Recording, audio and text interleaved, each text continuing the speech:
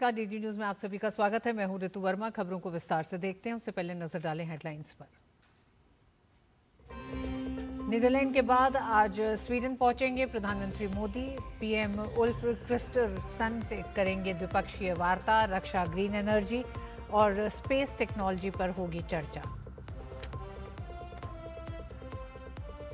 Sweden में यूरोपीय round table for industry को संबोधित करेंगे पीएम मोदी।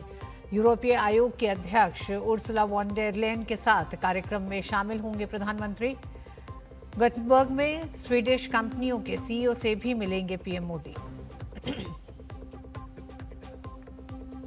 आज से 3 दिन के छत्तीसगढ़ दौरे पर केंद्रीय गृह मंत्री अमित शाह सुरक्षा व्यवस्था, बस्तर में विकास कार्यों की करेंगे समीक्षा। डायल 112 के नए वाहनों को दिखाएंगे हरी झंडी। पश्चिम बंगाल में शुवेंदु सरकार का बड़ा फैसला। 7 राष्ट्रीय राजमार्ग को NHAI, NHIDCL को सौंपने की दी मंजूरी। राज्य PWD के NH विंग से औपचारिक हस्तांतरण। सीमा पर मजबूत होगी कनेक्टिविटी। और मध्य प्रदेश के धार में भोजशाला में बड़ी संख्या में पहुंचे हिंदू श्रद्धालु। केंद्रीय राज्य मंत्री सावित्री ठाकुर ने भी भोजशाला में की पूजा अर्चना। कहा, भोजशाला केवल एक धार्मिक स्थल नहीं बल्कि भारतीय संस्कृति और सनातन परंपरा का प्रतीक है। प्रधानमंत्री नरेंद्र मोदी अपने 5 देशों के दौरे में नीदरलैंड के बाद आज स्वीडन पहुंचेंगे। नॉर्डिक देश की ये उनकी दूसरी यात्रा होगी, जो भारत स्वीडन साझेदारी के लगातार मजबूत होते रिश्तों में एक महत्वपूर्ण पड़ाव माना जा रहा है। साल 2018 की यात्रा के बाद प्रधानमंत्री मोदी की ये दूसरी स्वीडन यात्रा है, जो दोनों देशों के रिश्तों में निरंतरता और बढ़ती नजदीकियों को दर्शाता है। पिछले कुछ वर्षों में यह साझेदारी पारंपरिक कूटनीति से आगे बढ़कर तकनीक, सतत विकास, निवेश और विश्वास पर आधारित व्यापक सहयोग में बदल चुकी है।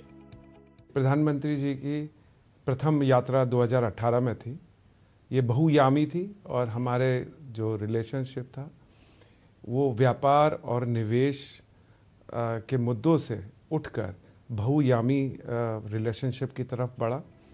प्रधानमंत्री मोदी स्वीडिश नेतृत्व के साथ उच्च स्तरीय वार्ता करेंगे, जिसमें व्यापार और निवेश के अवसरों, आर्थिक सहयोग को मजबूत करने और भारत के तेजी से बढ़ते बाजार में स्वीडिश कंपनियों की भागीदारी बढ़ाने पर चर्चा होगी। वहीं दोनों देश कृत्रिम बुद्धिमत्ता, स्वच्छ ऊर्जा, सेमीकंडक्टर, मोबिलिटी और डिजिटल इंफ्रास्ट्रक्चर जैसे क्षेत्रों में सहयोग बढ़ाने पर ध्यान केंद्रित करेंगे। हाल के वर्षों में तेजी से आगे बढ़ रहा रक्षा और सुरक्षा सहयोग। और प्रधानमंत्री नरेंद्र मोदी नीदरलैंड के दौरे पर हैं। नीदरलैंड का दूसरा दिन उनके दौरे का, जिसमें प्रधानमंत्री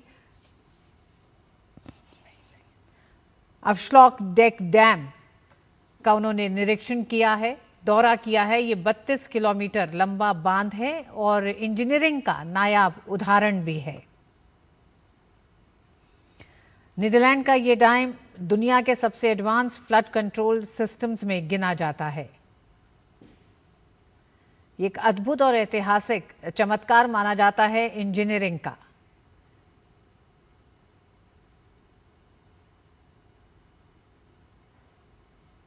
करीब 32 किलोमीटर लंबा विशाल बांध नॉर्थ सी से नीदरलैंड की सुरक्षा करने, मीठे पानी के भंडार बनाने और रिन्यूएबल एनर्जी का केंद्र भी है, जिसके लिए दुनिया में ये प्रसिद्ध है। भारत और नीदरलैंड के बीच जल क्षेत्र में रणनीतिक साझेदारी है, जिसे दुनिया में जल प्रबंधन के सबसे महत्वपूर्ण अंतर्राष्ट्रीय सहयोगों में से एक माना जाता है। और प्रधानमंत्री का इस बांध का दौरा भी भारत और नीदरलैंड के बीच वाटर मैनेजमेंट को लेके जो तमाम एक तरह से प्रयास किए जा रहे हैं, जो काम हो रहे हैं, उस दिशा में इस बांध से भी कई ऐसे उदाहरण लेते हुए भारत में किस तरह से उसका इस्तेमाल किया जाए, इस इंजीनियरिंग का एक बेहतर इस्तेमाल, क्योंकि भारत के कई ऐसे राज्य हैं जो समुद्र तट से सटे हुए हैं। नीदरलैंड का एक बड़ा हिस्सा समुद्र तल से नीचे है। ये बांध 1932 में पूरा हुआ था और तब से ये डच तटों को तूफानी लहरों और विनाशकारी बाढ़ से सुरक्षित ढाल प्रदान कर रहा है।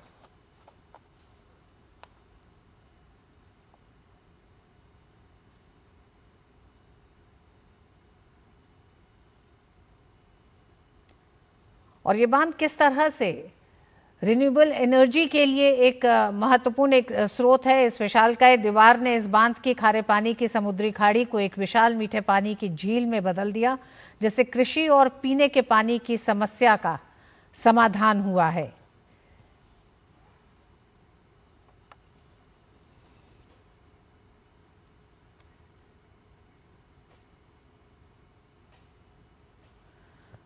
और इस बांध को दौरा करते हुए भी प्रधानमंत्री जिस तरह से उसके पूरे उसकी बनावट से लेकर उससे होने वाले किस तरह का फायदा नीदरलैंड को इस पूरे बांध से मिलता है। इस बांध के ऊपर से एक आधुनिक एक्सप्रेसवे गुजरता है जो नीदरलैंड के उत्तरी प्रांतों को आपस में जोड़ता है।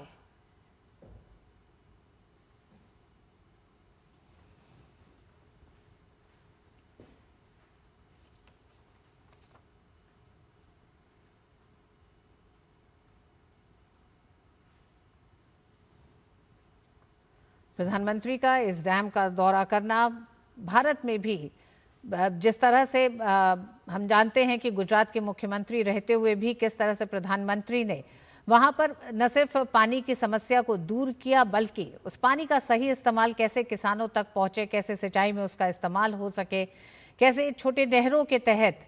और हम जानते हैं कि एक बड़ी बहस दुनिया में बड़े बांधों को लेकर लगातार चलती रही है, तो उस दिशा में इस बांध को एक तरह से एक मास्टरपीस के तौर पर देखा जाता है। इसकी पूरी इंजीनियरिंग की पूरी दुनिया में चर्चा होती है। भारत के भविष्य के इंफ्रास्ट्रक्चर, जल सुरक्षा, क्लाइमेट मैनेजमेंट को देखते हुए भी प्रधानमंत्री का इस डैम का दौरा करना महत्वपूर्ण है।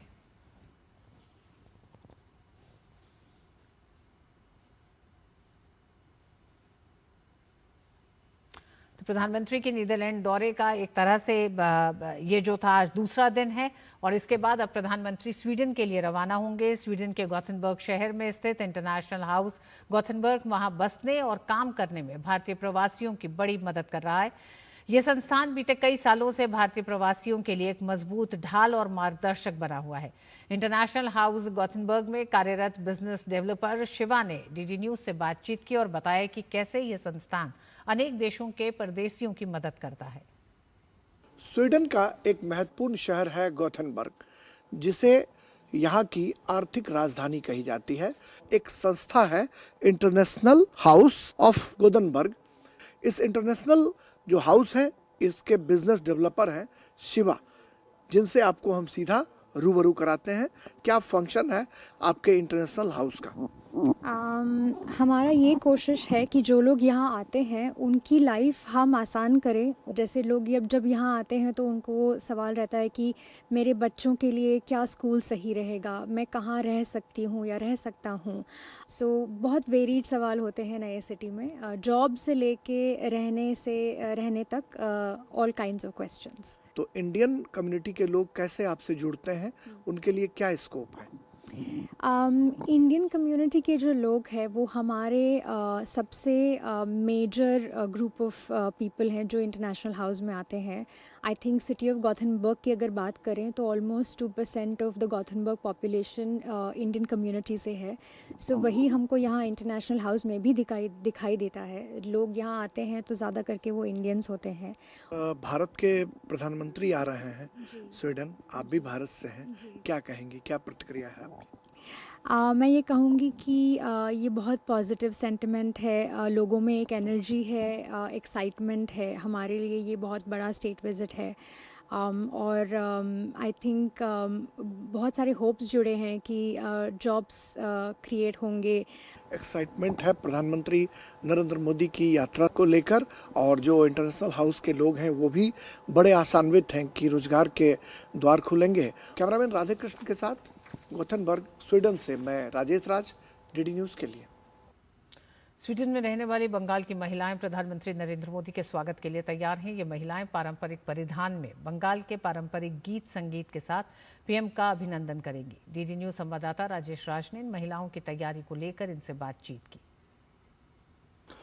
बंगाल का नाम जेहन में आते ही कला और संस्कृति की एक अद्भुत तस्वीर उभर कर सामने आती है। बंगाल की जो महिलाएं हैं वो प्रधानमंत्री नरेंद्र मोदी के स्वागत के लिए स्वीडन में अभी से तैयार हो रही हैं और जब प्रधानमंत्री नरेंद्र मोदी रविवार को यहाँ पहुँचेंगे तो किस तरीके से उनका अभिनंदन किया जाएगा, इसकी क्या खास तैयारियां होंगी, इसका हम जायजा ले रहे हैं। प्रधानमंत्री जी रविवार को भारत के प्रधानमंत्री आ रहे हैं, आप भारत से आती हैं, किस तरीके की तैयारी है, कैसे अभिनंदन करेंगी पीएम? हमारे लिए ये बंगाली होने के नाते और इंडियन होने के नाते और ऊपर से कलाकार होने के नाते हमारे लिए एक बहुत गर्व की बात है कि हम लोग अपने बंगाल की ट्रेडिशन को अपहोल्ड करते हुए ये परफॉर्मेंस दिखा सकते हैं और उनको स्वागत कर सकते हैं ये परफॉर्मेंस के थ्रू। हम लोग ये एक एनैक्टमेंट कर रहे हैं, ये पूरा डांस नहीं है but it's a kind of enactment जिसमें हम लोग बंगाली ट्रेडिशन और बंगाली शक्ति, नारी शक्ति, देवी माँ दुर्गा का फ्यूजन करेंगे इसमें। बंगाल में कमल खिला है और धीरे धीरे देश के विभिन्न हिस्सों में कमल खिलता जा रहा है और प्रधानमंत्री नरेंद्र मोदी की जो छवि है वो एक वैश्विक नेता के लिए, अंतर्राष्ट्रीय नेता के तौर पर उभर कर सामने आती जा रही है। कितना ये संतोष पैदा करता है एक इंडियन होने के नाते? बहुत ज़्यादा। हम लोग हमें इतना प्राउड फील हो रहा है कि हम शब्द हमारे पास ज़रूर नहीं है ना। विदेश में रहने के बावजूद हमने अपने संस्कृति को और उसको संजोग के रखने की कोशिश की है। दुर्गा पूजा के लिए बंगाल को जाना जाता है और ये महिलाएं जब अपने पूरे लय में होंगी, जब अपने कला का प्रदर्शन करेंगी तो निश्चित तौर पर वो क्षण एक अद्भुत क्षण होगा क्योंकि स्वीडन में बंगाल की धमक दिखने वाली है। कैमरामैन राधे कृष्ण के साथ स्वीडन के गोथमबर्ग से मैं राजेश राज, डीडी न्यूज के लिए। स्वीडन में काम कर रही कॉन्सेट इंजीनियरिंग कंपनी भारत को एक बड़ा बाजार बता रही है। कॉन्सेट और भारत कई सालों से एक साथ मिलकर काम कर रहे हैं। ये कंपनी भारत की तेज आर्थिक वृद्धि और बढ़ते उद्योगों को आधुनिक तकनीक से जोड़ने की दिशा में काम कर रही है। कॉन्सेट इंजीनियरिंग के हेड ऑफ डिजिटल बिजनेस विनय धर ने डीडी न्यूज से बातचीत में बताया कि किस तरह से भारत जनरेटिव एआई का एक बड़ा बाजार बन सकता है। प्रधानमंत्री नरेंद्र मोदी स्वीडन आ रहे हैं, गोथेनबर्ग, जो आर्थिक राजधानी कही जाती है स्वीडन की, और यहाँ पर व्यापार की कितनी संभावनाएं हैं हिंदुस्तान और स्वीडन के बीच, इस पर हम बातचीत करेंगे विनय धर जो कॉन्सेट कंपनी के डिजिटल हेड हैं। सबसे पहले अगर आप ये देखें कि स्वीडन और इंडिया हमारी रिलेशनशिप 100 साल पुरानी है। बहुत बड़ी बड़ी कंपनीज एरिक्सन, एसकेएफ, वोल्वो, ये सब एस्टैब्लिश्ड हैं इंडिया में और इनके थ्रू बहुत सारा इनोवेशन हुआ है दो देशों में। पीएम मोदी जी के आने से ये चीज़ और बढ़ेगी और सबसे ज़्यादा अपॉर्चुनिटी जो फ्यूचर में है, आपको पता ही है जेन एआई, और स्वीडन को यूनिकॉर्न ऑफ जेन एआई माना जाता है ऑफ यूरोप।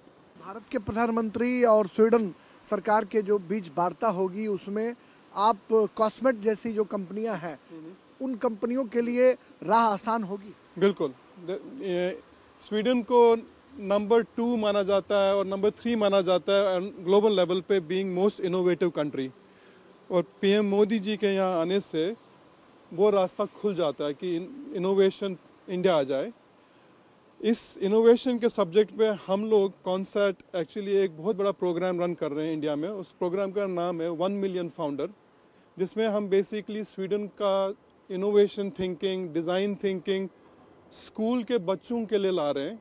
स्वीडन की जो अनेक कंपनियां हैं उन कंपनियों के लिए भारत एक मजबूत पार्टनर के रूप में उभर रहा है और आने वाले दिनों में प्रधानमंत्री नरेंद्र मोदी के स्वीडन आगमन के बाद ये उम्मीद जताई जा रही है कि इन कंपनियों का जो प्रसार है वो भारत में बढ़ेगा और भारत और स्वीडन दोनों मिलकर व्यापार के एक नए अध्याय की शुरुआत करेंगे। कैमरामैन राधे कृष्ण के साथ गोथेनबर्ग, स्वीडन से मैं राजेश राज, डीडी न्यूज के लिए। अब प्रधानमंत्री नरेंद्र मोदी आज स्वीडन के दौरे पर पहुंच रहे हैं, जहां वर्ल्ड ऑफ वॉल्वो में पीएम मोदी स्वीडन के नामचीन उद्योगपतियों के साथ मुलाकात करेंगे। प्रधानमंत्री के दौरे से उद्योग जगत में क्या असर पड़ेगा, इसी मुद्दे पर वॉल्वो भारत कंपनी के चेयरमैन कमल बाली से डीडी न्यूज संवाददाता राजेश राज ने विशेष बातचीत की। भारत के प्रधानमंत्री नरेंद्र मोदी रविवार को स्वीडन की यात्रा पर गुथेनबर्ग पहुंचेंगे, जिसे स्वीडन का दूसरा सबसे बड़ा शहर कहा जाता है और इसे वॉल्वो सिटी के रूप में भी जाना जाता है। यहां पर वर्ल्ड ऑफ वॉल्वो में प्रधानमंत्री स्वीडन की नामचीन जो व्यवसायी हैं, जो बिजनेसमैन हैं, उनके साथ भी मुलाकात करेंगे, बैठक करेंगे, जिसमें वॉल्वो के प्रतिनिधि भी शामिल होंगे। और हमारे पीछे जो आप ये गाड़ी देख रहे हैं, ये वॉल्वो की इलेक्ट्रिक गाड़ी है, जिसका बखूबी संचालन भारत में भी किया जा रहा है। हमारे साथ जो वॉल्वो कंपनी के चेयरमैन हैं इंडिया के, बाली साहब, वो अभी हमारे साथ मौजूद हैं बातचीत के लिए। प्रधानमंत्री जी का विजिट गोथेनबर्ग में हो रहा है इस संडे को। वाकई में जिस तरह आपने बोला, बहुत ही महत्वपूर्ण है। ये स्वीडन और इंडिया की जो रिलेशनशिप है उसको और भी मजबूत करने वाला है। स्वीडिश कंपनियां इंडिया में बहुत सालों से कंट्रीब्यूट कर रही हैं और 100 वर्षों से अधिक कई कंपनियां यहाँ पे काम कर चुकी हैं और काम कर रही हैं। वॉल्वो जैसी कंपनी हिंदुस्तान में ऑलमोस्ट 25 साल से ऊपर से कर रहे हैं। और अगर आप देखें, हिंदुस्तान और स्वीडन की आपस की जो स्ट्रेंथ्स हैं बहुत कॉम्प्लीमेंट्री हैं। स्वीडन के पास बहुत बड़े बड़े आइकॉनिक ब्रांड्स हैं, अच्छी टेक्नोलॉजीज़ हैं, इनोवेशन है। और जो भारत है, भारत के पास स्केल है, पॉपुलेशन है, मार्केट है और एक भूख है कि हम आगे बढ़ें। तो मेरे हिसाब से ये बहुत अच्छा मिश्रण होने वाला है और आगे। और प्रधानमंत्री के आने से बहुत इंस्पिरेशन होगी दोनों सेक्टर्स, दोनों साइड्स के लिए कि इस बिजनेस को और इस रिलेशनशिप को और आगे बढ़ाया जाए। ये लगता है कि इंडिया का मार्केट और जो स्वीडन की टेक्नोलॉजी है, ये दोनों मिलकर आने वाले दिनों में रंग लाएंगे और इसमें वॉल्वो की भी भूमिका जो है और भी आगे बढ़ने वाली है। बिल्कुल, जैसे आपको मालूम होगा, वॉल्वो स्वीडन की सबसे बड़ी कंपनी है और बहुत लार्ज कंपनी है। जो इंडिया की और स्वीडन की जो स्ट्रेंथ्स हैं आपस में compete नहीं करती हैं, वो कॉम्प्लीमेंट्री हैं। वही जैसे स्वीडन के पास, मैंने आपको जैसे बताया, नई टेक्नोलॉजी है, इनोवेशन, नए काम करने के तरीके बहुत अच्छे हैं। तमाम कंपनियों के सीईओज हैं, उनका साफ तौर पर यह कहना है कि भारत के बाजार की तरफ पूरा वर्ल्ड टकटकी लगाए देख रहा है और प्रधानमंत्री नरेंद्र मोदी की इस यात्रा से ये जो अभियान है, ये जो उड़ान है, उसमें और भी पंख लगने की संभावना साफ तौर पर दिखाई पड़ रही है। कैमरामैन राधे कृष्ण के साथ स्वीडन के गुथेनबर्ग शहर से मैं राजेश राज, डीडी न्यूज के लिए। और बुलेटिन में वक्त एक छोटे से ब्रेक का।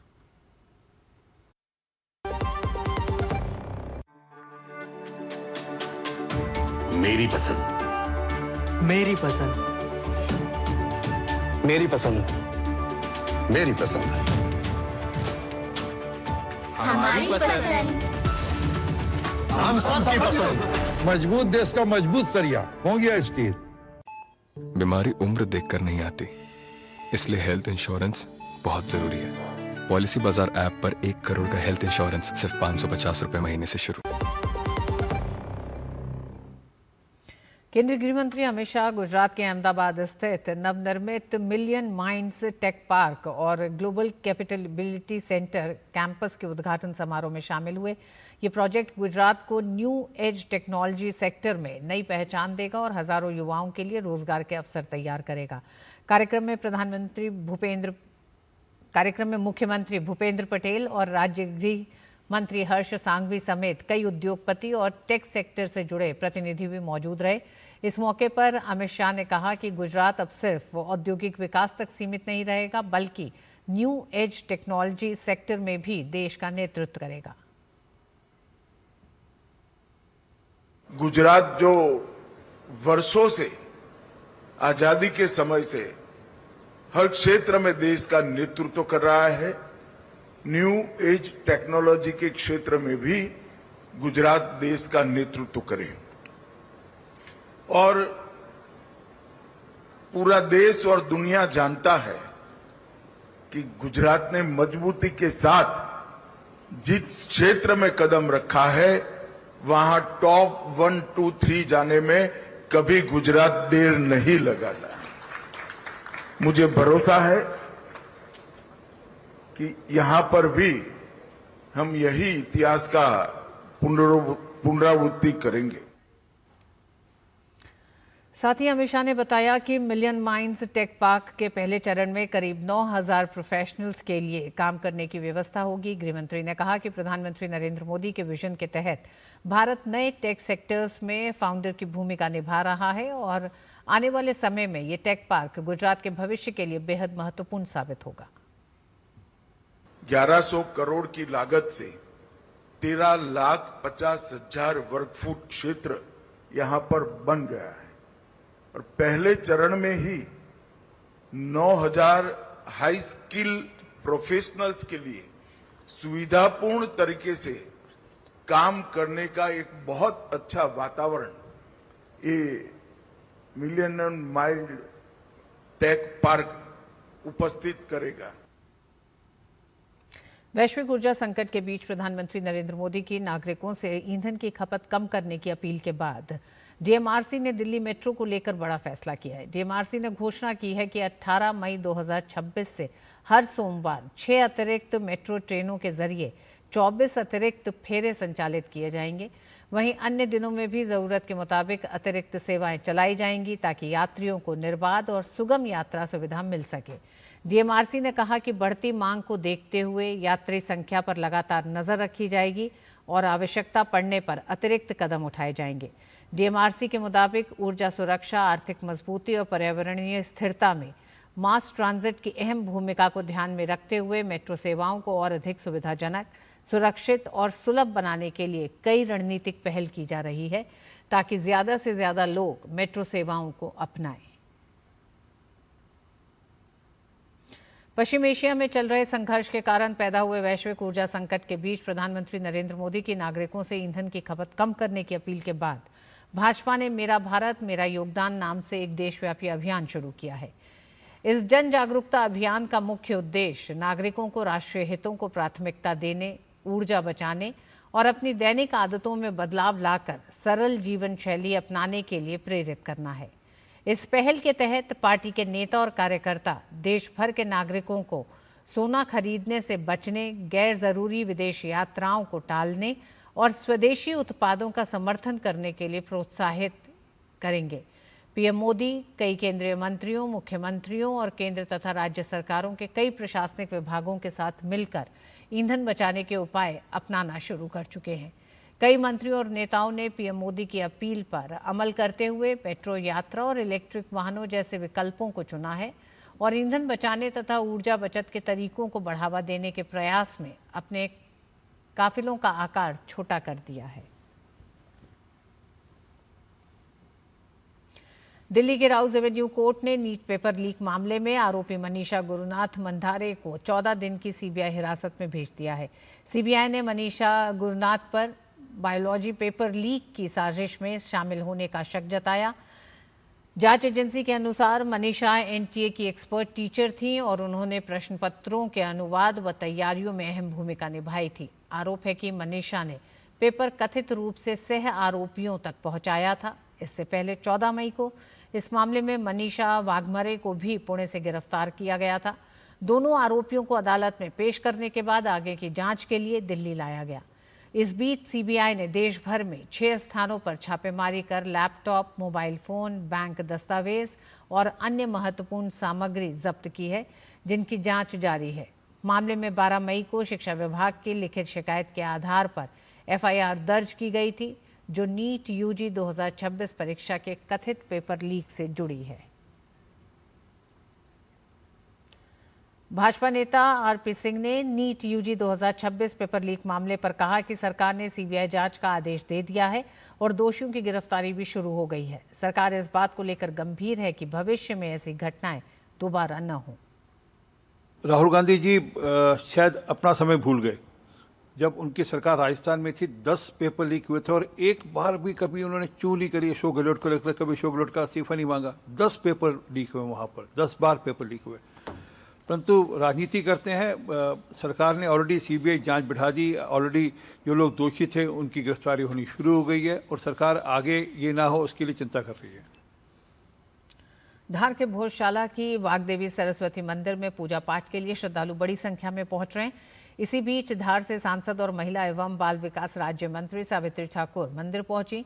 दरअसल भारतीय पुरातत्व सर्वेक्षण ने हिंदुओं को मध्य प्रदेश के धार जिले में भोजशाला कॉम्प्लेक्स में पूजा और दूसरे कामों के लिए बिना रोक टोक के जाने की अनुमति दे दी है।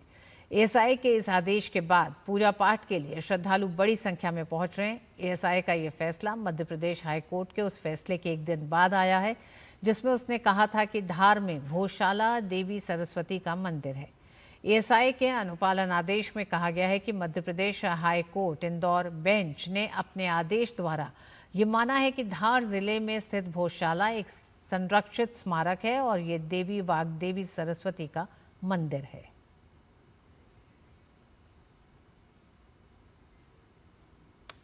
लगातार शुरू से ही मैं यहाँ पर दर्शन के लिए आती हूँ और सभी हमारे हिंदू समाज के लिए अब खुला हो गया। कोर्ट ने अब निर्देश कर दिए कि हिंदू समाज के लिए हमेशा ये खुला रहेगा, वो दर्शन कर सकते हैं, अपना ज्ञान अर्जित कर सकते हैं। राजा भोज ने बनाई थी और आर्कियोलॉजी टीम के आधार पर कोर्ट ने डिसीजन दे दिया अब हिंदू समाज के लिए हमेशा के लिए खुला है। आपका जब तक उसके आधार पर निर्णय नहीं था तो आप यहाँ नमाज पढ़ते थे, पर अब क्योंकि कोर्ट ने निर्णय किया, कोर्ट को सर्वोच्च न्यायालय माना जाता है और इसको सभी को जनता को स्वीकार करना है।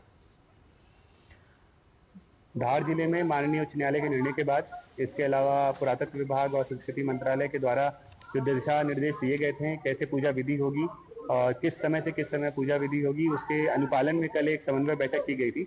इस बैठक में जो निर्णय लिए गए थे उसी के अनुपालन में आज ये पूजा हो रही है, जिसमें आज हमने भी भागीदारी करी। सुरक्षा की दृष्टि से यदि आप बात करें तो सभी जो पिछले 4-5 दिन से लगातार पॉइंट्स लगे हैं, वो चाहे फिक्स हो, पेट्रोलिंग हो, हाई राइज हो, मिश्रित आबादी के क्षेत्र हो या फिर आपके जो धार्मिक स्थल और क्षेत्र है वहाँ पे जो लगातार हमारे द्वारा मौजूदगी बनाई गई है और इसमें हम सुनिश्चित कर रहे हैं कि शांति सौहार्द भाईचारा बनाए रखें। माननीय उच्च न्यायालय का निर्णय जो है उसमें मुझे लगता है कुछ लोग ठीक से शायद समझ नहीं पाए होंगे और जिन तक ये नहीं पहुंचा है उन पे व्यक्तिगत जाके हर मोहल्लों में हम लोग बैठकें करेंगे और ये जो भी उनके दिशा निर्देश हुए हैं उसी के अनुपालन और अनुक्रम में हम आगे की कार्रवाई सुनिश्चित करेंगे। आदिकाल से भोजशाला मंदिर और आध्यात्म का एक बड़ा केंद्र रहा है। विगत कुछ वर्षों से यहाँ पर नमाज भी अदा की जा रही थी, तो आज इस संदर्भ में सबसे पहले सकल हिंदू समाज एकत्रित होकर संतों और आचार्यों के साथ मिलकर इसका शुद्धिकरण कर पुनः यहाँ नई अखंड ज्योत को विराजमान कर पूजन अर्चन आरंभ कर रहा है। अयोध्या के राम मंदिर का मिलना जितना बड़ा था उतना ही बड़ा धार में हमारी वाग्देवी की विजय है। भोजशाला मामले पर कांग्रेस सांसद दिग्विजय सिंह ने अपनी कड़ी प्रतिक्रिया व्यक्त की है। ग्वालियर में प्रेस कॉन्फ्रेंस आयोजित कर दिग्विजय सिंह ने कहा कि भारतीय पुरातत्व सर्वेक्षण द्वारा संरक्षित स्मारक पूजा अर्चना का स्थान नहीं हो सकता। उन्होंने आगे कहा कि जब उमा भारती प्रदेश की मुख्यमंत्री थीं तब उस समय के शासकीय वकील स्वर्गीय जयंत महाजन ने एएसआई रिपोर्ट सौंपी थी जिसमें भोजशाला के मंदिर होने के कोई साक्ष्य नहीं मिलने का उल्लेख किया गया था। एएसआई का जो मॉन्यूमेंट प्रोटेक्टेड होता है वहाँ पूजा स्थल नहीं होता है। जब उमा भारती जी मुख्यमंत्री थी तो शासकीय वकील उस समय जो थे सुविंदर महाजन जी के पति, उन्होंने आर्कियोलॉजिकल सर्वे ऑफ इंडिया की रिपोर्ट दी थी जिसमें इस बात का उल्लेख किया गया था कि भोजशाला में कहीं भी मंदिर होने के प्रमाण नहीं मिले। ये बात है 2004 से 2006 के बीच की। हाईकोर्ट का फैसला इतना वेग है, उसके बारे में अध्ययन किया जा रहा है और जब तक अध्ययन पूरा ना हो जाए मुझे उस पर कहना मेरा उचित नहीं है। मध्य प्रदेश के रतलाम जिले में राजधानी एक्सप्रेस के एक डिब्बे में आज सुबह आग लग गई और इस घटना में फिलहाल किसी व्यक्ति के हताहत होने की कोई सूचना नहीं है। आलोट और लूनी रिक्शा स्टेशन के बीच तिरुवनंतपुरम हजरत निजामुद्दीन राजधानी एक्सप्रेस के B1 डिब्बे में सुबह करीब 5:15 बजे शॉर्ट सर्किट से आग लगी। जिस डिब्बे में आग लगी उसे ट्रेन से अलग करके आग पर काबू पा लिया गया है। सभी यात्रियों को ट्रेन से उतार दिया गया था।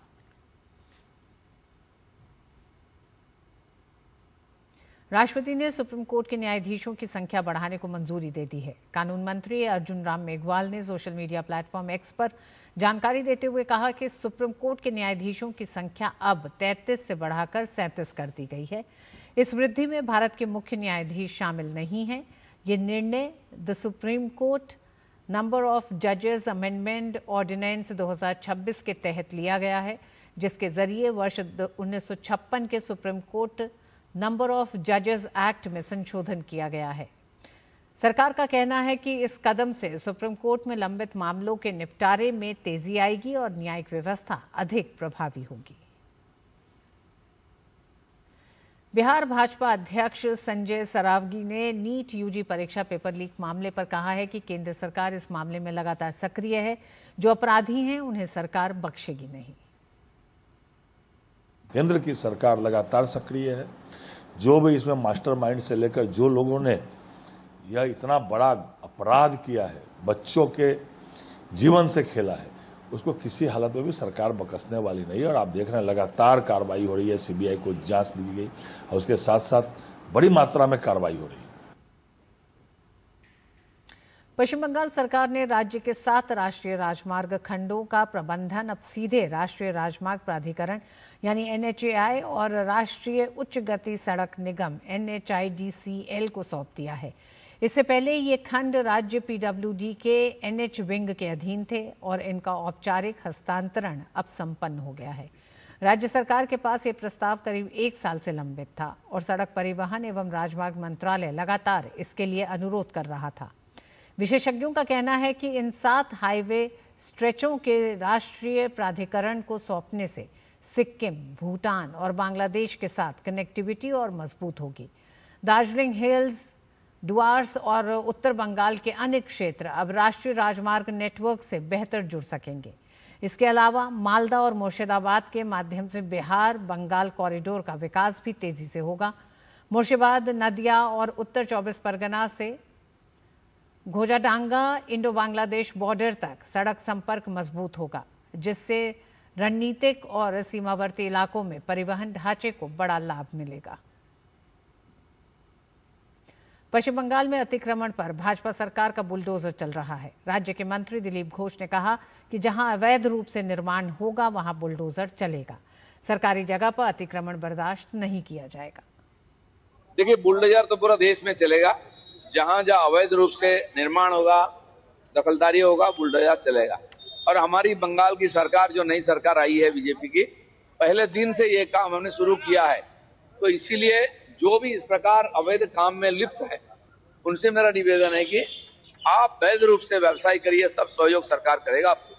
अवैध रूप से जो काम कर रहे हैं वो अपने आप वहां से हट जाए, ये हमें तकलीफ उठाना ना पड़े, उनको भी तकलीफ ना हो।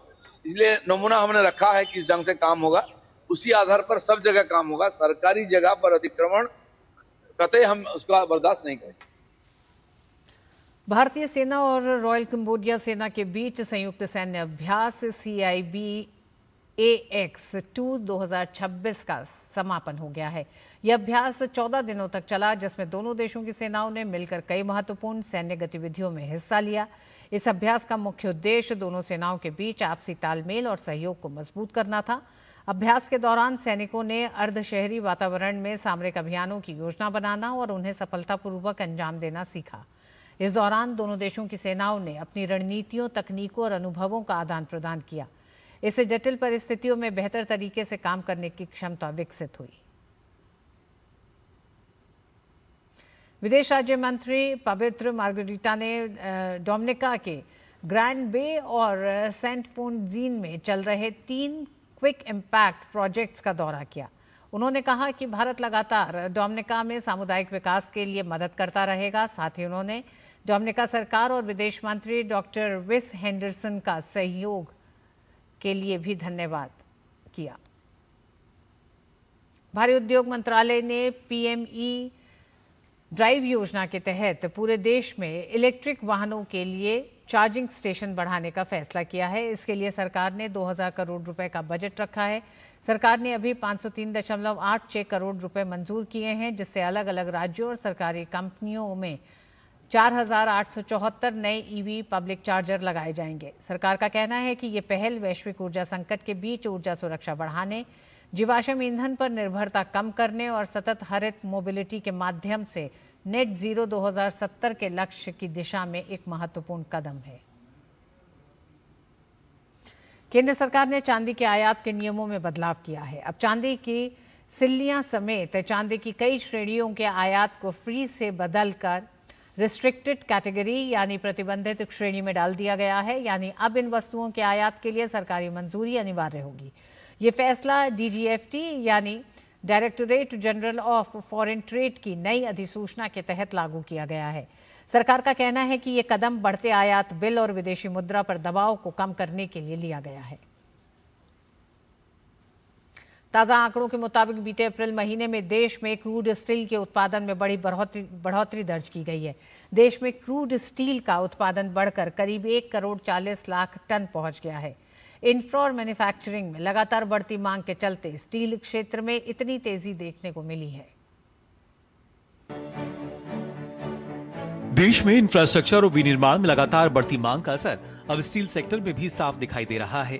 भारत का स्टील उद्योग लगातार ग्रोथ की राह पर आगे बढ़ रहा है। हाल ही में जारी आंकड़ों के अनुसार अप्रैल 2026 में देश में कच्चे इस्पात यानी क्रूड स्टील के उत्पादन में बड़ी बढ़ोतरी दर्ज की गई है।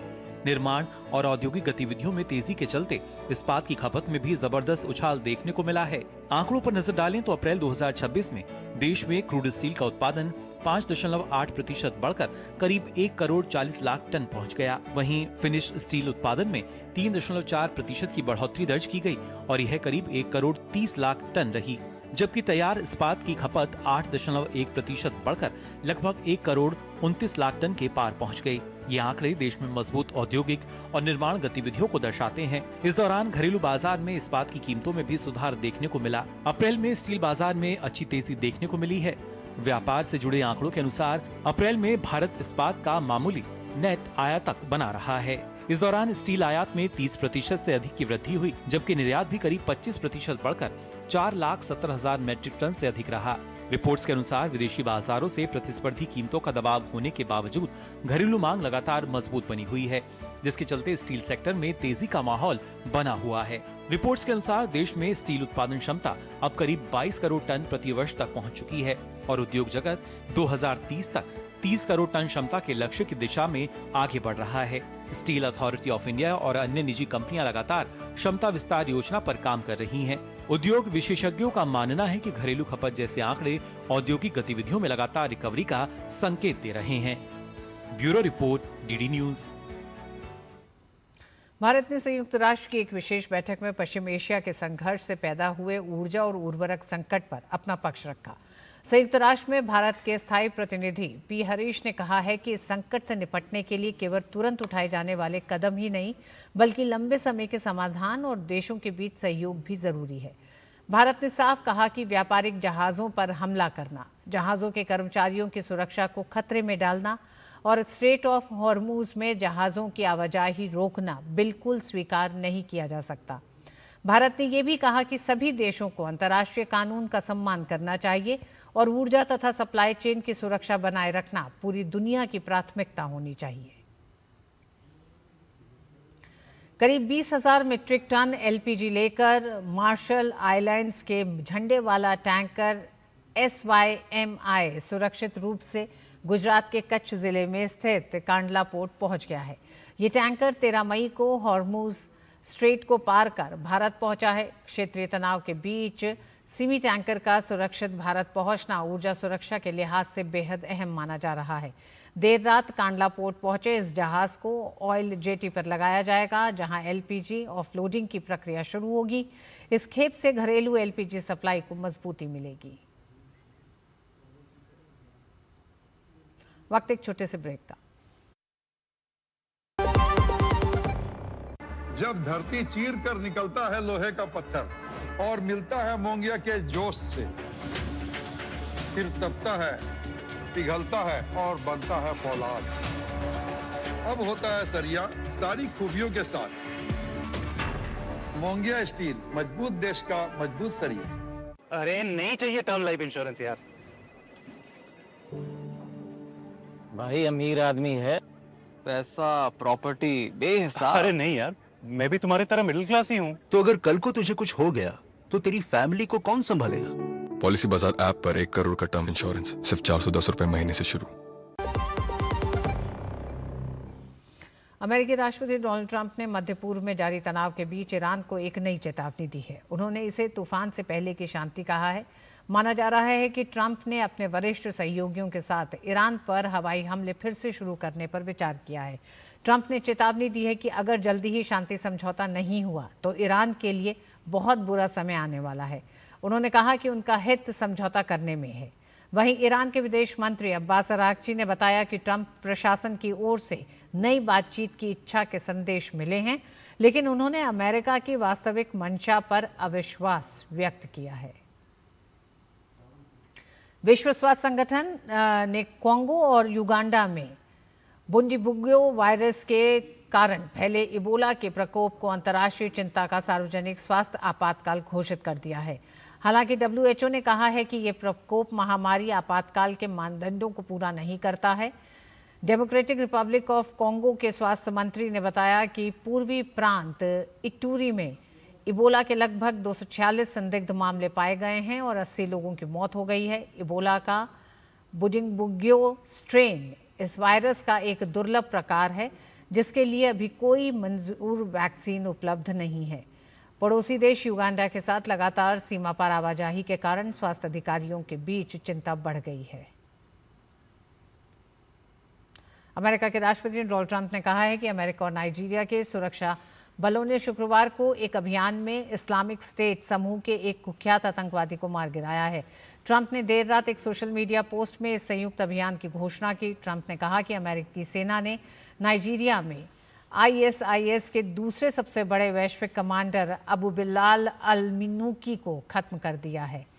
यह आतंकी पूरी दुनिया में ISIS का दूसरा सबसे बड़ा नेता माना जा रहा था।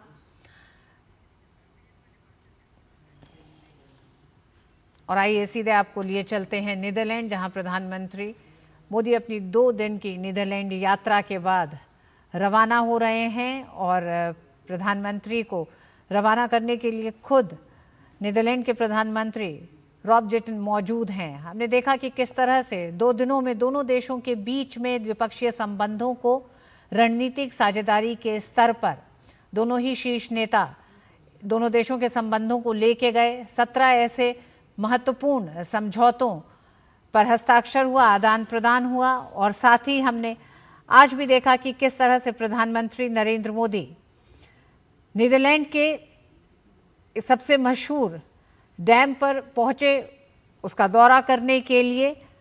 अफश्लॉक डैम पर साथ में नीदरलैंड के प्रधानमंत्री उनके साथ मौजूद थे। तो बेहद अहम यात्रा को पूरा करते हुए प्रधानमंत्री यहां से 5 देशों की यात्रा में तीसरे देश के लिए रवाना हो रहे हैं और वो है स्वीडन। नीदरलैंड की 2 दिन की यात्रा में कई महत्वपूर्ण समझौतों को पूरा करते हुए और खासकर भारत के लिए सेमीकंडक्टर के क्षेत्र में हुआ समझौता सबसे बड़ा समझौता है जो भविष्य में भारत को सेमीकंडक्टर मैन्युफैक्चरिंग इकोसिस्टम को मजबूत करने में बेहद अहम है।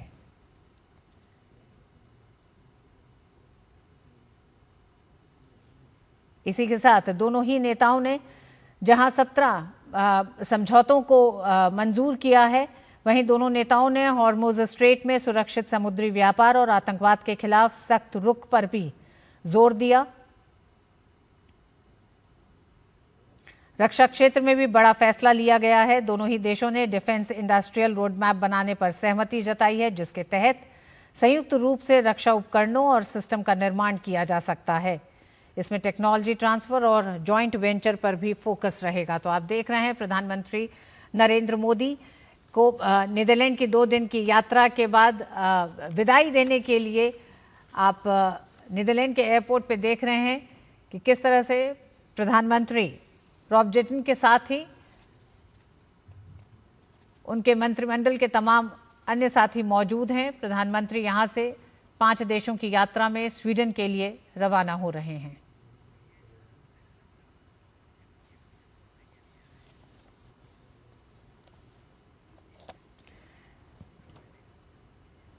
नीदरलैंड के पीएम रॉब जेटन खुद प्रधानमंत्री को एयरपोर्ट छोड़ने के लिए पहुंचे हैं और आप देख रहे हैं 2 दिन में लगातार कई ऐसी मुलाकातें रहीं जिसमें प्रधानमंत्री मोदी और प्रधानमंत्री रॉब जेटन के बीच में जो वार्ता हुई है उसने दोनों देशों के संबंधों को और मजबूत किया है। आपने देखा सेमीकंडक्टर एक ऐसा क्षेत्र है भारत के लिए आने वाले समय में, भारत इस क्षेत्र में जिस तेजी से विकास करना चाहता है और भारत और नीदरलैंड ने कई क्षेत्रों में, खासकर एक ऐसे दौर में दोनों ही देशों के बीच में कई ऐसे बड़े समझौते हुए हैं जब मौजूदा वैश्विक संकट को देखते हुए तमाम सप्लाई चेन्स पर जिस तरह का बड़ा असर पड़ा है उसे भी ध्यान में रखते हुए भारत और नीदरलैंड ने जो महत्वपूर्ण समझौते किए हैं विभिन्न क्षेत्रों में, वो दिखाता है कि किस तरह से आने वाले समय में दोनों ही देश पूरी दुनिया को इस साझेदारी से नई मिसाल पेश करने जा रहे हैं।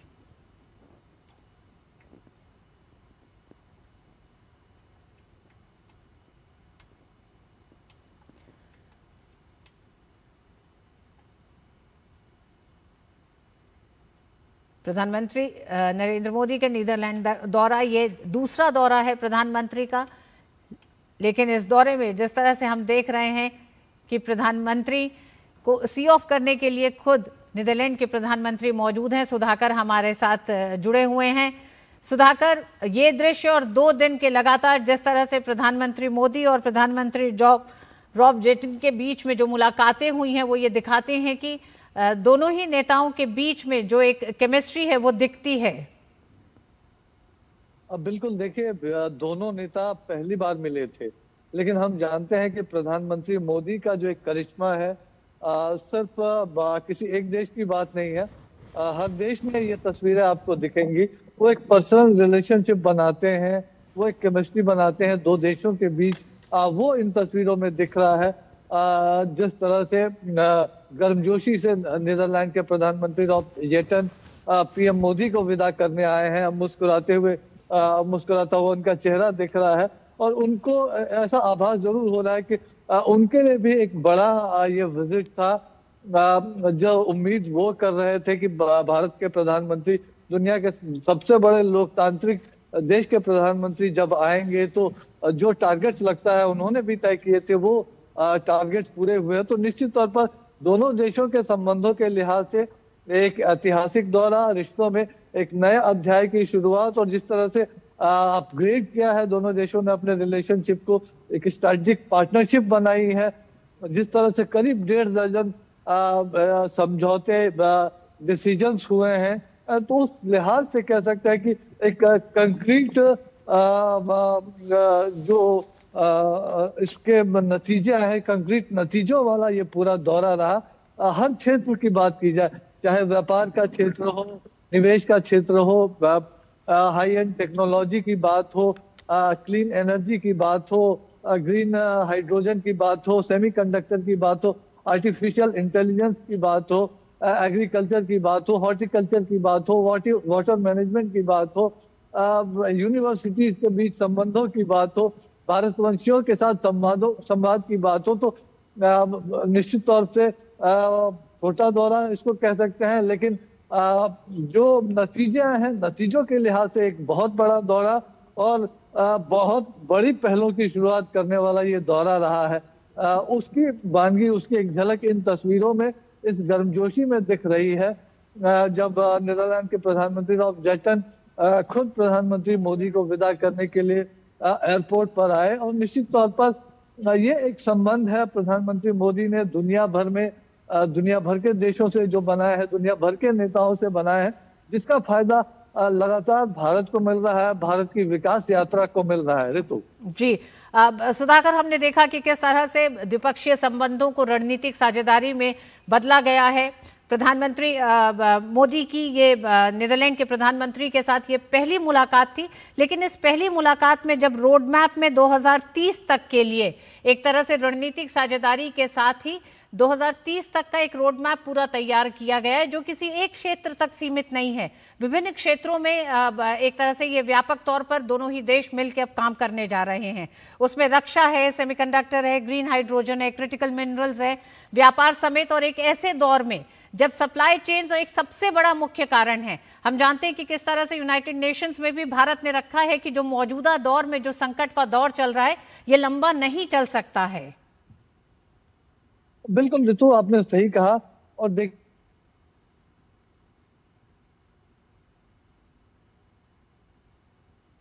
नीदरलैंड की अपनी 2 दिन की यात्रा के बाद प्रधानमंत्री नरेंद्र मोदी स्वीडन के लिए रवाना हो रहे हैं और एक तरह से प्रधानमंत्री नरेंद्र मोदी को सी ऑफ करने के लिए नीदरलैंड के प्रधानमंत्री खुद हवाई अड्डे पे मौजूद रहे। इन दृश्यों को आप देख रहे हैं किस गर्मजोशी के साथ दोनों नेताओं के बीच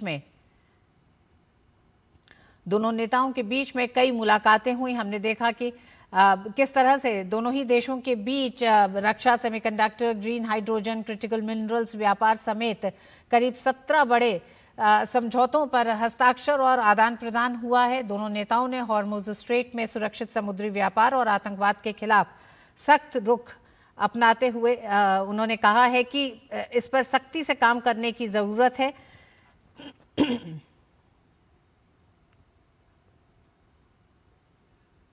प्रधानमंत्री ने नीदरलैंड में सीईओ के ग्रुप से भी मुलाकात की, इंडस्ट्रियलिस्ट से, और उन्होंने उस मंच पे भी ये कहा कि निवेश को सुगम बनाने और अगर कोई ऐसे मुद्दे हैं तो उनके समाधान के लिए द्विपक्षीय फास्ट ट्रैक तंत्र के तमाम कार्यों के साथ समय समय पर समीक्षा की जाएगी तो उसे दूर किया जाएगा। तो बड़े निवेश के साथ प्रधानमंत्री नरेंद्र मोदी नीदरलैंड से कुछ महत्वपूर्ण समझौतों के साथ अब अपने अगले पड़ाव स्वीडन की तरफ बढ़ रहे हैं। और इसी के साथ अब बढ़ते खबरों में आगे। पोर्चुगल की राजधानी लिस्बन में शनिवार को हजारों शिक्षकों ने सड़कों पर उतरकर केंद्र दक्षिणपंथी सरकार के खिलाफ जोरदार प्रदर्शन किया है। शिक्षकों ने बेहतर वेतन, तेज पदोन्नति और कामकाजी परिस्थितियों में सुधार की मांग उठाई। प्रदर्शनकारियों का कहना है कि कम वेतन और बढ़ते काम के दबाव के कारण शिक्षक परेशान है। पुर्तगाल में सरकारी स्कूलों के शिक्षकों का वेतन OECD देशों के मुकाबले कम माना जाता है। शिक्षकों ने सरकार से सम्मानजनक वेतन और बेहतर सुविधाओं की मांग की है। और अब खबर कान फिल्म फेस्टिवल से।